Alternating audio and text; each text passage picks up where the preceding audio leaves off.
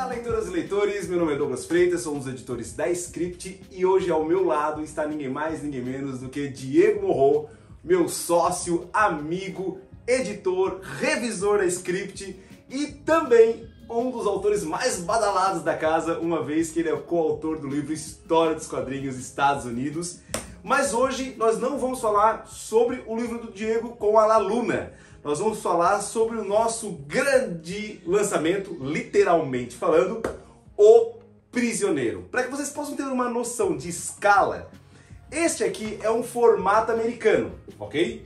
O formato americano tradicional, inclusive esse quadrinho aqui é O Prisioneiro, que foi lançado no Brasil, uma minissérie em 4 partes, que foi editada pelo Leandro Luiz de Delmanto, que agora está sendo o tradutor do nosso quadrinho do Prisioneiro. E é uma história que foi publicada originalmente pela DC e foi publicada aqui no Brasil pela Editora Globo. Então isso aqui é um formato americano tradicional. O Crazy Cat, que vai ser o nosso próximo vídeo, que eu vou falar junto com o Diego, no quadro de História dos Quadrinhos, ele é num formato muito maior que o europeu, que é esse formato aqui, ó, certo? Agora, vejam O Prisioneiro. É uma outra escala, galera, porque o Prisioneiro é no formato A3, é 2 folhas A4. Olha só, gigantesco, e esse vai ser o quadrinho que a Script está lançando agora em pré-venda e que vai ter um lançamento físico no mês de janeiro, com envio aos apoiadores. Mas o bate-papo hoje é sobre o Prisioneiro. Diego, o público é teu, dá um bom dia pra galera. Olá, povo, tudo bem? Então, assim, o Jack Kirby vocês já conhecem, já sabem quem é, né? Dispensa apresentações. Mas a gente achou legal a gente fazer, então, para quem não conhece, falar sobre o Gil Kane e falar sobre o Steve Englehart, para entender por que eles são também dois grandes nomes dos quadrinhos. O Gil Kane... Posso te atrapalhar rapidinho? Só para vocês saberem, pessoal, este quadrinho aqui, ele foi um resgate feito pela editora Titan, para quem não está sabendo do projeto, ele foi um resgate da editora Titan, com páginas perdidas que foram encontradas num leilão e aí convertidas em quadrinho. E é por isso que ele tem, por exemplo, ó, inclusive marcações aqui na parte superior das páginas, igual ao original, por isso que é uma Art Edition, tá? E os desenhos não são apenas do Jack Kirby, ele tem mais ou menos umas 18 páginas do Jack Kirby e depois vem os desenhos do Gil Kane, ok? Ó, por exemplo, isso aqui já é uma página, uma Art Edition do Gil Kane, certo? E um roteiro do Steven Englehart. Então, para vocês terem uma noção que este quadrinho aqui, na verdade, ele tem 3 autores, né? Então temos Jack Kirby, Gil Kane e Steven Englehart. Então, Diego, contigo. Porque o Marv Wolfman, que na época estava de editor da Marvel, ele veio com essa ideia, porque a série era muito cult. Imagina, né, tipo, lá sei eu, o Lost da época, todo mundo falava da série e tal. E aí então eles queriam adaptar para Marvel. E começa o projeto com o Gil Kane. O Steven Englehart escrevendo e o Gil Kane começa a fazer. Só que bem nesse momento, o Jack volta para Marvel. E aí, pô, era o Jack, né? Então eu penso, cara, o que a gente faz? Tá, vamos enfiar o Jack no projeto também. E aí começa, então, o Jack fazer parte da história, o Gil Kane já estava tocando parte do roteiro que o Steve Englehart tinha escrito. Não se sabe por que o negócio parou e foi esquecido. E aí virou esse resgate histórico maravilhoso. Isso aqui é uma arca da aliança para quem ama história em quadrinho. Porque não é só o Jack Kirby que a gente tem ali. Voltando, né, que a gente estava falando, tem o Gil Kane e tem o Steve Englehart. Quem são esses caras? O Gil Kane ele é contemporâneo ao Jack e ele é um nome assim, se for fazer, vamos botar na mesa os maiores desenhistas de todos os tempos. Ele senta do lado do Jack Kirby e de outros grandes nomes. Então, o Gil Kane, assim, para dar um resumo rápido do currículo dele. Quando o Júlio Schwartz faz a Era de Prata, né, vamos recriar os super-heróis, vem com Flash e tal, a segunda pessoa que ele chama é o Gil Kane para fazer o quê? O novo Lanterna Verde. O Lanterna Verde que a gente conhece, o Al Jordan, que esquece aquela capa vermelha tal, do Alan Scott, tal. Todo esse visual de policial, espacial, é o Gil Kane que define. Depois eles fazem isso com o Átomo também, o novo Átomo com a roupinha azul azul e vermelha, que encolhe de verdade, que o primeiro Átomo não encolhia tal. Ele é também uma criação do Gil Kane. A Moça Maravilha, muita gente não sabe disso, no livro a gente explica. A primeira Moça Maravilha era a Mulher Maravilha adolescente, igual o Superboy é o Clark adolescente. E ficou durante bastante tempo, uns 3, 4 anos, eu acho a história assim dela. Só que quando chega a Turma Titã, fica óbvio para os editores, né? Pô, a gente precisa ter uma Mulher Maravilha na equipe. Se tem o Robin do Batman, se tem o Aqualad do Aquaman, a gente tem o Kid Flash do Flash, o Superman, óbvio, como ele era o Superboy, eles não podem colocar. a gente precisa ter uma Moça Maravilha. E aí então o Gil Kane é chamado para, através do roteiro do Marv Wolfman já, criar a nova Moça Maravilha que a gente conhece, que é a Donna Troy. E aí depois, quando ele sai da DC e vai para Marvel também, ele faz toda a remodelação do Capitão Marvel. Porque o primeiro Capitão Marvel que aparece é aquele que tem um uniforme verde e branco, que é até homenageado no filme. E depois, quando vem o uniforme clássico, conhecido, que ficou famoso, o uniforme vermelho e azul, é o Gil Kane que faz. O cara era gigante. Para ter uma ideia, assim, oficialmente a gente diz que 2 pessoas acabaram com a barreira, porque existia muito pseudônimo quando fica, né, Marvel e DC, existia muito pseudônimo entre os artistas, porque, né, se desenha para uma, não pode desenhar para outra, tinha esse boicote. O que acontece? É o Gil Kane e o Neal Adams que terminam com isso, porque o traço do Gil Kane é tão característico que não adiantava ele usar um pseudônimo. Então o Gil Kane e o Neal Adams são os 2 artistas que começam a trabalhar para as 2 editoras grandes, porque ninguém quer perder eles. A Marvel e a DC fala, azar, deixa eles. E aí eles abrem a porta e aí para essa frescura de ter que usar pseudônimo. Esse é o tamanho do Gil Kane, tá? E é muito legal, eu gosto de uma coisa que quando a gente trouxe o Top agora, tem muita coisa do Gil Kane que dá pra ver que ele é muito fã do Top. Eu acho que, sabe, a questão do traço do rosto, quadradinho, né? A boca, o formato da boca, algumas composições de página que ele faz, dá pra ver que ele é muito, muito apaixonado pelo Sérgio Top, assim. E quem é o Steve Englehart? O Steve Englehart foi um dos maiores roteiristas de todos os tempos. O cara é um monstro. Pra vocês terem uma ideia, o Tom King, que agora há pouco, né, ainda tá, né, fazendo Batman, o Tom King declarou que o Steve Englehart devia ser acreditado como criador do Batman, ao lado do Bill Finger. E o Steve educadamente respondeu obrigado, mas a gente conhece a história do Bill, a briga com a Warner, eu não quero me meter nisso. Ele é o cara que vai começar a história que vai trazer o Batman de volta a ser o Cavaleiro das Trevas, que depois o Neal Adams e o Dennis O'Neil vão assumir. Mas ele traz esses primeiros elementos do Batman ficar mais adulto, do Robin sair, deles irem se mudar pra Gotham, na cidade de Gotham, em vez de ficar morando na mansão e tal. Ele faz essa remodelada no Batman que vai ser a base do que vai vir depois, por isso que o Tom King brincou com isso. Ele faz a mesma coisa no Capitão América. Nos anos 70, o Capitão América estava perdido. Porque os Estados Unidos está passando por um momento, a gente comenta isso no livro, que eles estão questionando os seus valores. Eles têm só o Nixon de presidente. O que ele faz? Ele faz o Steve Rogers começar a questionar o seu lado patriótico. Ele faz o Steve Rogers abandonar o uniforme do Capitão América porque ele não acredita mais nesse patriotismo de pau mandado.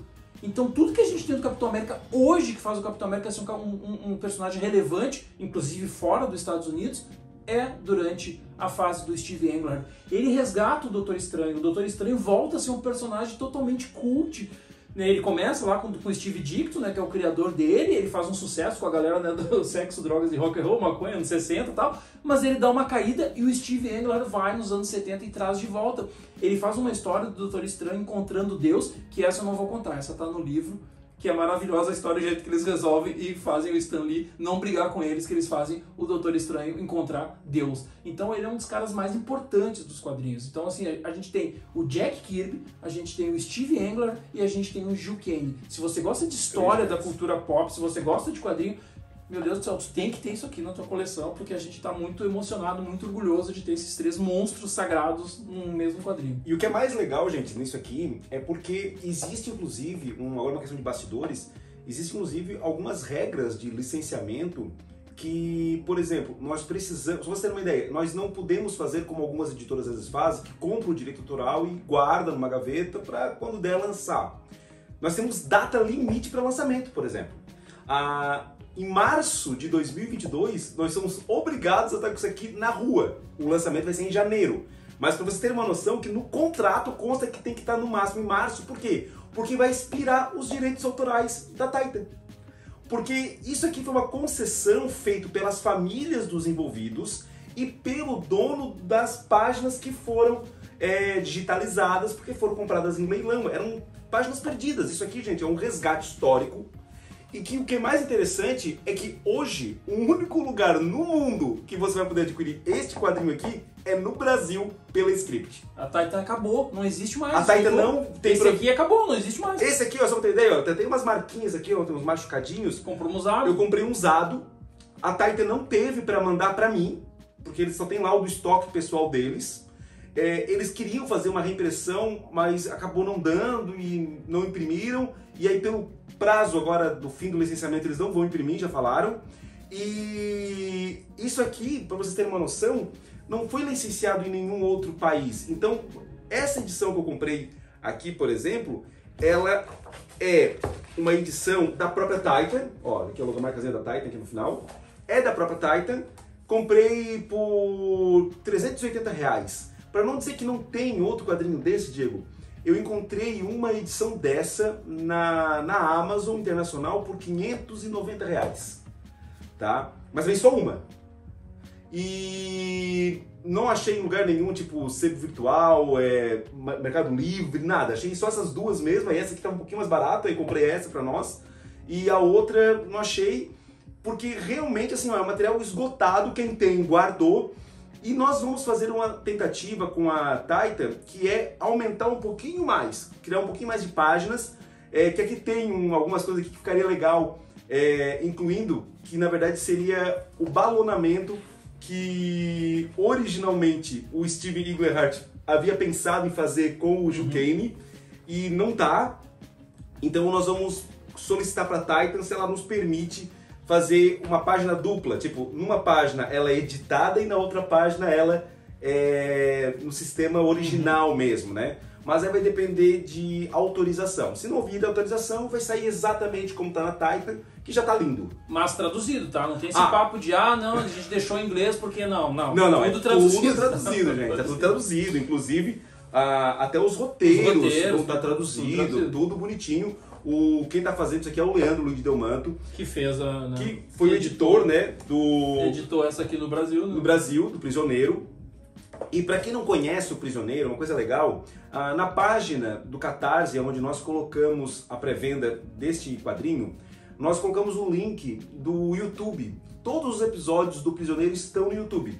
E, gente, assim, ó, é muito legal, vale a pena assistir. Eu assisti esses dias, gostei. É muito bom. Ela é muito relevante ainda no dia de hoje. A ideia da pessoa dizer que ele não é apenas um número, mas também ao longo da série tu não descobre o nome dele. No final das contas ele acaba sendo só um número, porque só tem ele como número. E é uma grande série mesmo, porque ela trabalha com temas que até hoje são relevantes, sabe? Tem certas coisas, pessoal, hoje eu fico muito triste quando a gente está em grupos nerds, as pessoas dizendo sobre agenda, falando sobre questões, isso aí é lacração. Pessoal, os grandes quadrinhos, as grandes histórias, elas eram, entre aspas, lacração. Porque não é lacrar tu fazer um tema de relevância social. A gente não tem como tu não trazer política pro trabalho. Exato. Até se tu te omite, tu tá tendo um ato político. Exato. Por que os quadrinhos dos anos 90, eles se perderam no tempo? A gente só lembra do visual do Cable, a gente só lembra do visual do Venom. A gente não lembra das histórias, propriamente dito. Por quê? Porque não tinha nenhum estofo naquelas histórias, não tinha nenhuma crítica social, era tudo muito raso. A galera era má de roteiro. Era tudo muito raso. Era só da imagem no roteiro. Era só imagem. Tanto que a editora virou imagem. A Image. Mas agora, depois em defesa deles, eles melhoraram. Hoje é uma das grandes editoras. Hoje é herdeira da Vertigo. Então, os quadrinhos dos anos 60, 70, e aí pra quem fica falando que hoje em dia tá se lacrando, não, nos anos 60 e 70 já se fazia grandes histórias. Aqui a gente explica que já tinha política lá no começo do século XX, nas primeiras tiras de jornal, tá? Que a gente então assim, e aí o que é interessante é por causa disso, por ter relevância social, ele perdura até hoje. Então tu pega um quadrinho como O Prisioneiro e tu assiste, tu vai absorver alguma coisa. Não, eu não citei Lost de graça. Lost, o DNA do Prisioneiro tá no Lost. Várias temáticas que a gente viu ao longo desde os anos 60 pra cá foram influenciadas mesmo sem saber pelo que eles criam nessa série, assim. São os britânicos. Os britânicos e se vocês quiserem ter uma noção da pungência da série do Prisioneiro, também está no Catarse um vídeo que o Formiga Elétrica fez dissecando a série, dissecando. Então assim, o Daniel Fontana fez um trabalho maravilhoso, trouxe um convidado para poder falar sobre o Prisioneiro. Assistam, vale muito a pena, vai agregar muito o tamanho e a relevância dessa série que no Brasil veio nesse quadrinho aqui e que nunca ninguém republicou, totalmente esgotado, nunca se ouviu falar mais, que é um baita quadrinho. Gente, a arte desse quadrinho aqui ó, é linda, linda, linda, linda. É do Jim Morton com o Mark Asquith. Então assim, ó, baita quadrinho mesmo, vale muito a pena. E esse aqui vocês encontram bastante no Mercado Livre, tá? Com preços bem bons, certo? Então vale a pena uma dica de leitura. E tudo isso que nós conversamos, galera, ó, tá aqui, ó, no livro História dos Quadrinhos, Estados Unidos, esse tijolo aqui, tá? Que quem não quiser adquirir como quadrinho, como livro teórico, pode adquirir como arma, então pode deixar ao lado da cama. Esse aqui também funciona também. Esse aqui funciona, esse aqui funciona. Isso aqui é mais uma arma de impacto, Escudo, assim, né? isso é um escudo. É mais escudo. Então, gente, assim, ó, Diego, obrigado por estar aí com a gente. É um prazer estar fazendo esse vídeo. Eu me dei conta de uma coisa também. Caso você, tipo, eu não gosto do Jack Kirby, eu não gosto do Gil Kane, não gosto do Steve Hancock, caguei pra tudo isso. Desliga o vídeo. Não, olha só, você pode, já que não existe mais da Titan, já que só vai ter o nosso, tu pode comprar pra investir. Daqui a um ano tu pode vender ele por o dobro do preço. É verdade. Não é errado não, não é errado não. Pode investir nisso. E o que é mais interessante, pela própria regra de licenciamento, nós não podemos usar a impressão. Exatamente, vai ter só esses, então. É o que nós lançarmos um agora. bom investimento. O que nós lançarmos agora é que vai valer. E assim, ó, é uma honra, Diego, estar conversando contigo agora, porque nós estamos há mais de um ano sem falar pessoalmente, porque agora finalmente estamos vacinados. Os dois vacinados. Então, a gente. E ainda em quarentena, né? Porque não estão em vida normal ainda. Sem beijo na boca, então. Ninguém tá lambendo corrimão. Ainda, mas eu pretendo ano que vem lamber corrimão. Sim. Então, gente, obrigado aí por assistir esse vídeo, esse bate-papo gostoso sobre o Prisioneiro, sobre o nosso quadrinho. E Diego, fechou então? Beijo. Valeu, tchau, tchau.